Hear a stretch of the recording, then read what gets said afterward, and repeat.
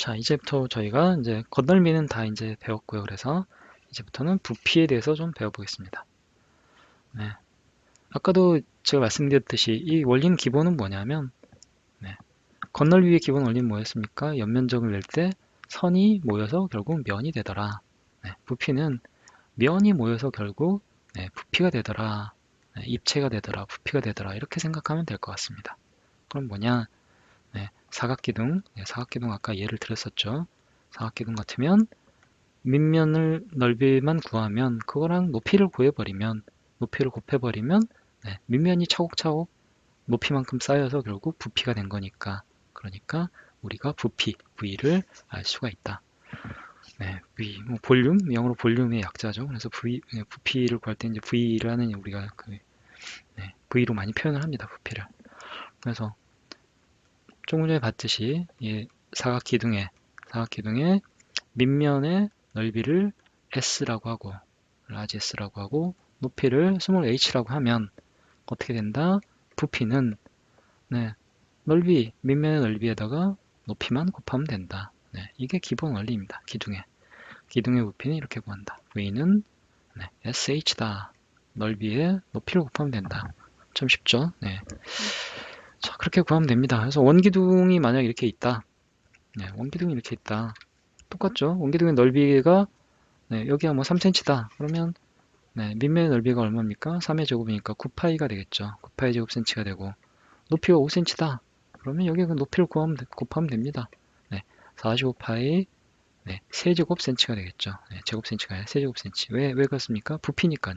네, 파이 아래 제곱했을 때 9파이 제곱센치가 되죠. 여기에 5cm를 더 곱해야 되죠.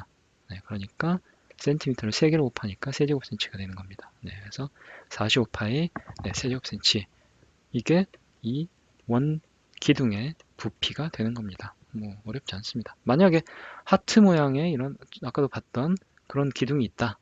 네, 기둥이 있다. 네, 그랬을 때 이 S가 이 하트 모양의 얘의 밑면의 넓이가 만약에 뭐 20파이 제곱센치다. 근데 높이가 5cm이다. 그럼 어떻게 됩니까? 이 하트 기둥의 부피는 2를 곱하면 되는 겁니다. 네. 어떻게 생겼든 우린 밑면의 넓이만 알면 그리고 뭐 이 높이만 알면 기둥의 높이만 알면 2를 곱해버리면 되는 겁니다. 그러면 결국 100파이 세제곱센티가 네, 부피가 되겠죠. 어렵지 않습니다. S만 알면 거기다 H만 곱하면 기둥의 부피가 된다. 저희가 건널비에서 봤던 회전체죠. 네, 이렇게 구멍이 있는 원통 모양이 됩니다. 네. 이때 뭐 건널비도 구했듯이 이제 부피도 한번 구해볼까요? 결국 이거는 큰 원기둥에서 큰 원기둥에서 가운데에 있는 작은 원기둥의 부피를 빼면 되겠죠. 그렇죠? 네.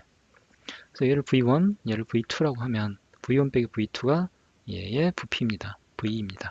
네, 우리가 구하려는 그러면 V1은 얼마입니까? V1은 파이 r의 제곱 h죠. 파이 r의 제곱 h니까 r이 얼마입니까? 3이죠. 네. 네. 파이 r의 제곱, 3의 제곱, h는 얼마입니까? 5죠. 네. 그 45파이 세제곱센티가 되겠죠. V2는 얼마입니까? 네. r이 1이죠. 파이 1의 제곱, 그 다음에 h는 마찬가지로 5입니다. 5파이 세제곱센티네요. 결국 V는 뭐냐? 45파이에서 5파이를 뺀 40파이 세제곱센티가 정답이 되겠습니다. 그렇죠? 네, 건널비보다 훨씬 뭐 구하는 게 훨씬 쉽긴 하네요. 그렇죠? 네. 자, 이제 뿔의 부피에 대해서 알아봅니다. 뿔의 부피. 네. 예를 들어서 이런 이제 한 예를 한번 들어보죠. 삼각뿔이네요. 그렇죠? 삼각뿔. 네. 밑면이 삼각형입니다. 그 밑면 삼각형의 넓이가 라지 S라고 했을 때 높이가 또 H입니다. 그러면 이런 삼각뿔의 부피는 어떻게 되느냐? 실제로 같은 모양의 같은 모양을 가진 밑면을 가진 기둥, 삼각 기둥이 되겠죠. 삼각 기둥의 그릇에다가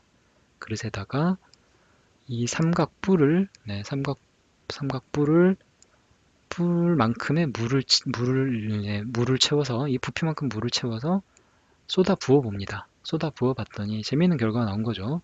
그랬더니 이 삼각 기둥에, 밑면이 같은 삼각 기둥에 딱 3분의 1의 높이까지 물이 차더라 라는 거를 발견한 겁니다. 재밌죠? 네.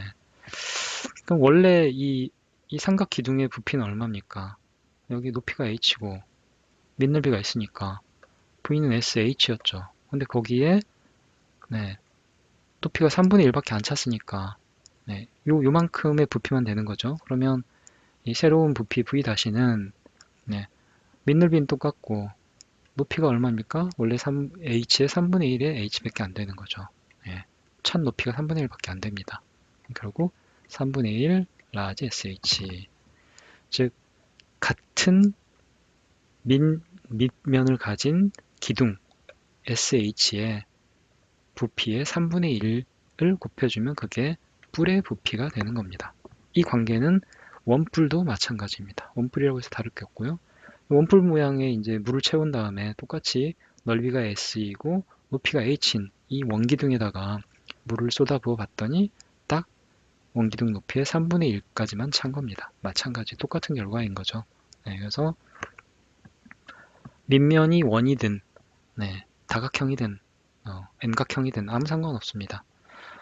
밑면의 넓이가 S고 높이가 H면 그 뿔은 무조건 기둥, 밑면을 똑같은 밑면을 가진 기둥의 부피의 3분의 1이다. 그래서 V는 3분의 1 SH다. 이렇게 쉽게 구하면 되겠습니다. 예를 들어서 이런 삼각형, 직각삼각형을 P를 축으로 해서 회전축을 해서 회전을 시켜서 회전체를 만들었을 때 뭐가 나옵니까? 이렇게 한 다음에 이렇게 원을 그리면 된다 그랬죠? 원뿔이 됐죠? 원뿔입니다. 반지름이 3cm이고 높이가 6cm죠. 그러면 어떻게 됩니까? V는 3분의 1 SH죠. S는 얼마입니까? 파이 아래 제곱이죠. 이만큼 밑면의 넓이 3의 제곱 9파이죠. 높이가 6이니까 뭐 쉽습니다. 3분의 1 9파이가 S, H는 6 곱하면 어떻게 되나요? 2, 18파이 세제곱 cm 이렇게 써주면 답이 되겠습니다. 어떤가요? 뿔의 부피도 이렇게 되게 까다로울 줄 알았는데 생각보다는 까다롭지 않네요. 그렇죠? 쉽게 풀리고 있습니다. 다행이네요. 자, 이번엔 뿔대 부피입니다. 뿔대는 저희가 이제 항상 원래 있던 뿔을 생각하면 되죠. 그래서 이런 사각 뿔대 같은 경우도 원래 사각뿔에서 잘려나간 이만큼의 부피를 빼버리면 결국 큰 사각뿔에서 작은 사각뿔 잘려나간 작은 사각뿔의 부피를 빼버리면 결국 남은 이 뿔대의 부피가 될 겁니다. 그래서 이 뺄셈만 해주면 된다 라는 거고요. 원뿔대도 마찬가지죠. 원래 있던 큰 원뿔의 부피에서 작은 원뿔의 부피를 빼주면 된다. 만약 여기가 이렇게 되면 어떻게 될까요? 이렇게 봤을 때 이렇게 보면 되겠죠? 이렇게 해서 여기가 라지 h고 여기가 라지 r이고 여기가 스몰 h, 스몰 r이라고 하면 그러면 그건 뭡니까? 3분의 1 파이 r의 제곱 h 이게 이 원뿔의 부피죠. 빼기 3분의 1 파이 스몰 r의 제곱 곱하기 h, 스몰 h 하면 결국 이 원뿔대의 부피가 된다. 뭐 그렇게 구하면 되겠습니다.